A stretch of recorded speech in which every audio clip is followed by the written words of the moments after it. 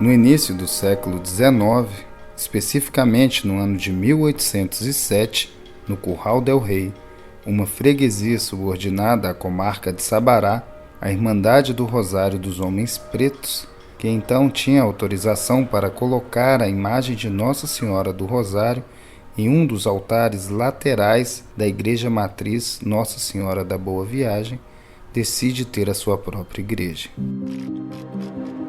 A Irmandade então registra esse documento e envia para Portugal pedindo autorização para a construção da capela e do cemitério, ressaltando que a construção seria com recursos próprios, sem depender de nenhum aporte financeiro da Igreja Matriz. Em outubro do mesmo ano, 1807, Dom João VI, príncipe regente, responde autorizando a construção. E em 1811, o irmão do Rosário, Inácio, vai até Ouro Preto levar o documento para registro, contendo inclusive o número de sepulturas que teriam no cemitério. Eram 60.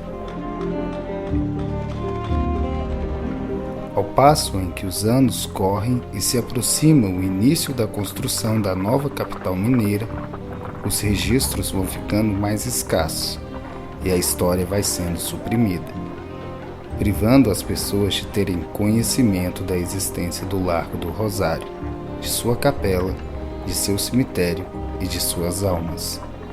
Dá-se então início a um silêncio absoluto. Uma audiência no próximo dia 9 pode dar uma resposta ao protesto, motivado pela polêmica envolvendo um terreno no cruzamento da Rua da Bahia com Timbiras, o título de patrimônio cultural imaterial representa uma importante contribuição para o direito à memória da comunidade afro-brasileira de Belo Horizonte.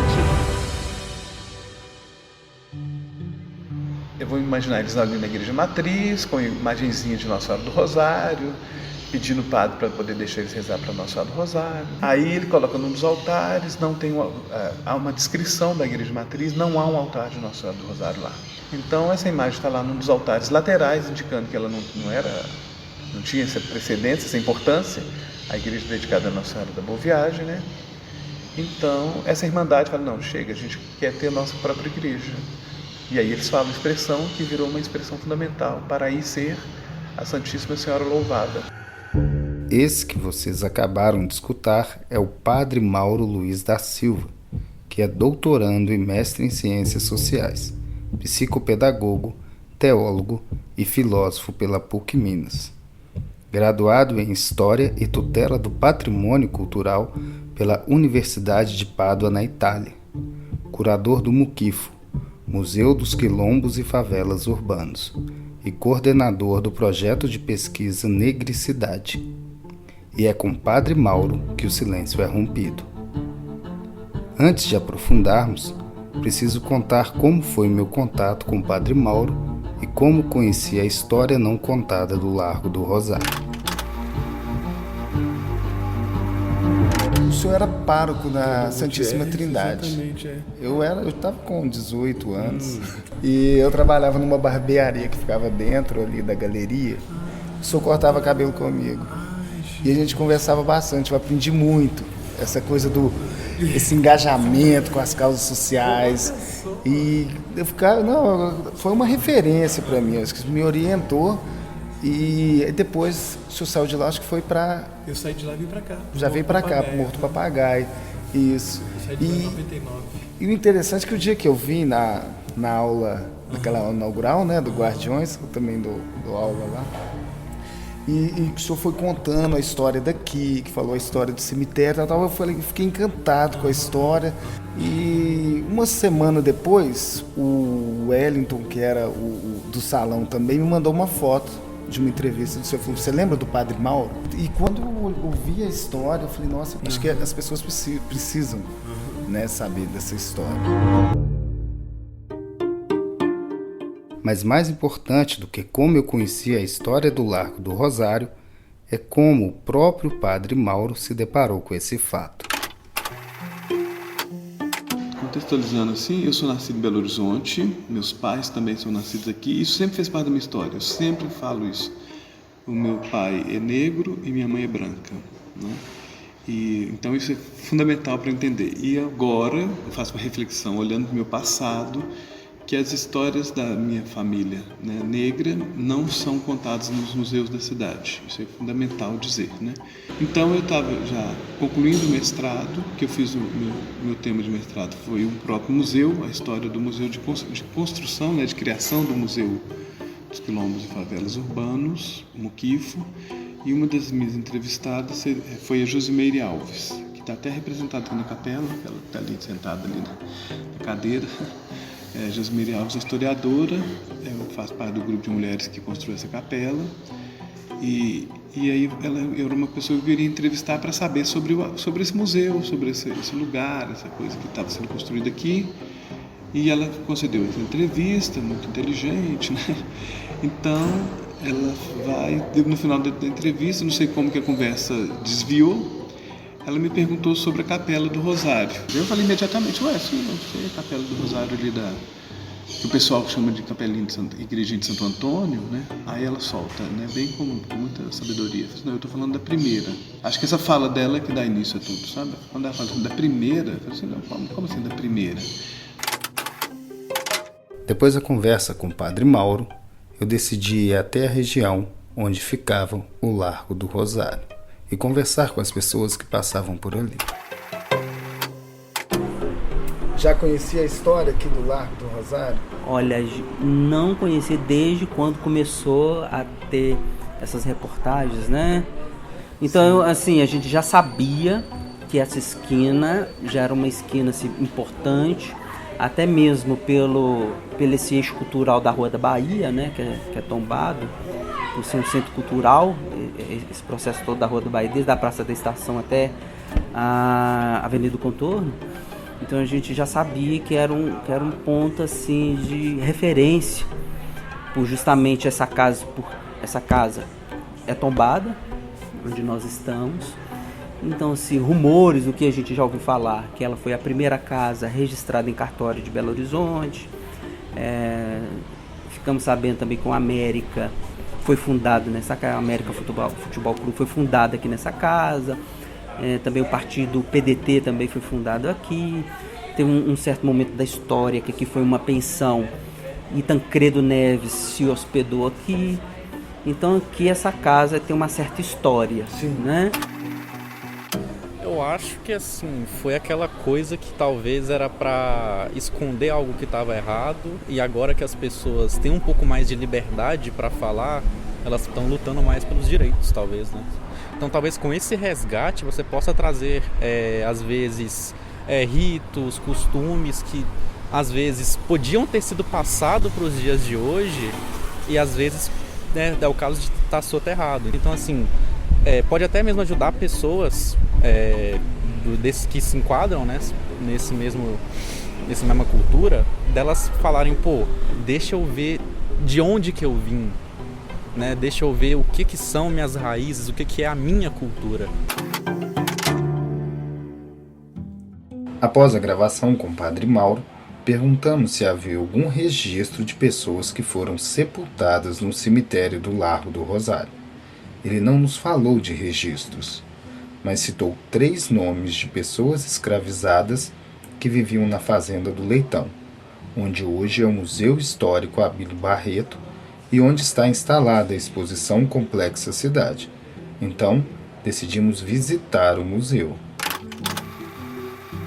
Estamos aqui no Museu Abílio Barreto para visitar a exposição Complexa Cidade e tentar encontrar vestígio, né, dessas pessoas que foram escravizadas e viveram nessa fazenda, que é a Generosa, Felicíssima e o Nicolau. Após visitar toda a exposição, não encontramos nenhum vestígio dessas pessoas. Existem imagens que possivelmente eram dos proprietários da fazenda, mas nada remete a essas 3 pessoas que podem ter sido sepultadas, né, no cemitério do Largo do Rosário. Tentamos também conversar com o pessoal do Educativo mas eles não tinham autorização para gravar. Nos indicaram aqui uma pessoa e agora nós vamos tentar falar com a pessoa responsável pela exposição ou alguém que possa falar, né, pelo museu ou pela exposição.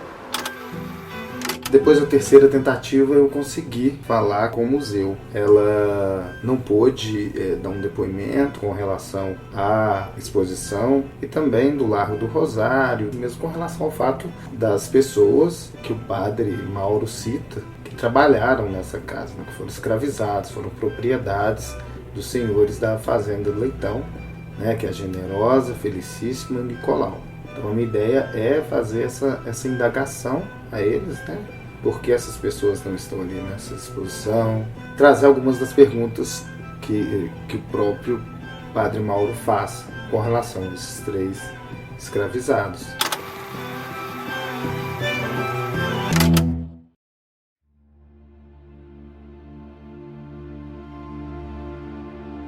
A importância do resgate da história das pessoas negras que viviam no Curral del Rei fica muito evidente na fala do Padre Mauro quando ele conta a história de seus antepassados, que não está contada nos museus da cidade. Então, meu avô, ele vem como tropeiro, chega em 1912 aqui em Belo Horizonte, e ele tem como profissão carroceiro. E a carroça dele ficava nos fundos do atual Palácio da Liberdade. E minha avó, ela tem traços mais indígenas, minha avó. Ela vem de Bonfim. E ela vem para ser trabalhadora doméstica, ela é empregada doméstica. Então esses dois, né, que chegam do interior, né, ela de Bonfim e ele de Cachoeira do Campo, região de Ouro Preto, eles vêm para construir a cidade, né? Ele carroceiro, ajudar na construção do Palácio da Liberdade, ela para cuidar dos filhos dessas famílias brancas, né? Então eles se encontram, a lenda é que eles se encontram na Praça da Liberdade. Que romântico. E aí eles namoram e se casam, e aí vem essa família. A história deles não é narrada na cidade, porque não tem interesse dessas histórias, né? Nossas histórias são consideradas lendas, né? Nós somos os fantasmas do arraial, né? E os museus não contam essas histórias, né? Contam as histórias da população branca, da nobreza chegando, os governadores, os prefeitos, e os museus se dedicam a isso. Então eu entendo dessa forma a urgência de que os espaços de memória, né, e essas ruas, né, por que não ter nomes de ruas que façam referência a essa população, né, que criem uma identidade, né, que as pessoas que por aqui passarem, né, ou que viverem aqui, possam saber que existiu antes do 12 de dezembro de 1897, inauguração da nova capital, né? Havia um arraial, né, de maioria de população negra, né, 2/3 de população negra, população ali recém-liberta, forreada, né? A gente está em 1897, já tinha alguns anos já da abolição. Então essa população aí que já foi intencionalmente colocada para fora. E as consequências disso é a cidade que nós temos, né? Uma cidade desigual, né? Uma cidade que não acolhe a população negra, mas que tem uma repercussão. A gente também não tem a presença negra nos espaços de poder, né? Nos espaços na política, na administração e no governo das igrejas, né? Na Igreja Católica, por exemplo, né? Quem cuida das paróquias do centro são padres brancos, né? Você tem o poder econômico na mão da população branca e as paróquias da periferia, onde você encontra padres negros, né, também. Então você tem todo esse modelo também que para sustentar, né, para continuar garantindo o poder da branquitude.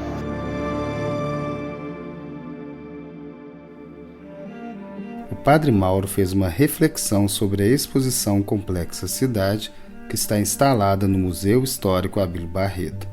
O próprio museu é um elemento da mostra, pois trata-se da sede da antiga Fazenda do Leitão, anterior à construção da capital. Nas palavras do Padre Mauro, a exposição evocou sentimentos complexos em mim, antes mesmo de chegar ao museu, pois tais espaços de memória não acolhem meu corpo preto, que estremece quando sou obrigado a entrar em espaços de arquitetura barroca, colonial escravista.